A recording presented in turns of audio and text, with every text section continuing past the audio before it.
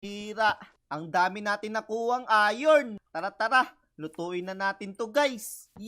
So ang una, gagawa tayo ng furnace. Yan. Tapos, lagyan natin ng coal. Yan. Mga uling. Pagkatapos, lutuin na natin to. Ayun. Nice. So tara.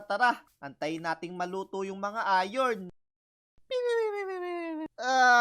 Nakatulog pala tayo. Uy, teka lang. Luto na yata yung iron natin. Tara. Tignan natin guys. Yun. Luto na nga. Ayos. Ayun. Ang dami nating iron. Okay. Tara mga tropa. Subukan na natin to. So una, gagawa tayo ng iron pickaxe. Ayan. Okay na. Pagkatapos, lalagay natin to sa gitna. Ayan. Tapos, eto. Lagyan natin ng maraming iron ingot. Hala, wala. Alam ko na. Gawa tayo ng iron block. Subukan natin mga tropa. 1, 2, 3, 4. Ayun! Meron mga tropa. Ano kaya to? Uy! Ang laki! Nakikita nyo ba to mga tropa? Ang laki ng pickaxe natin. Tara. Ano kaya kapangyarihan nito? Try nga natin. Ala! Ano nangyari? Uy! Astig! Nahukay! Ang laking hukay nito. Napakalupit. Napakalakas pala ng pickaxe na to guys. Medyo delikado siya no? Pero tignan nyo naman. Ang dami nating kayamanan. Ang talap-talap.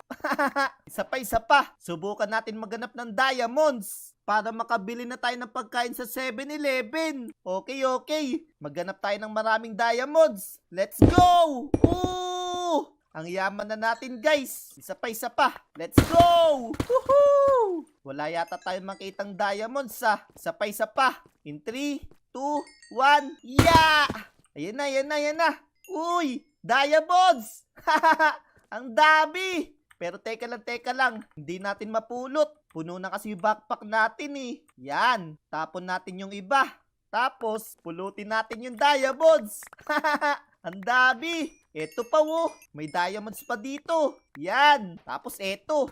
Uy, ala. Ano nangyari? Uy, pwede pala yun Okay. Mas maganda pala yun. Para unti-unti lang. Eto ang daming diamonds Let's go. Uy, ayos. Mas safe tayo dito mga tropa. Mas maganda yata yung malakas no? Tulad neto. Para tayo nitong si One Punch Man nawawasak natin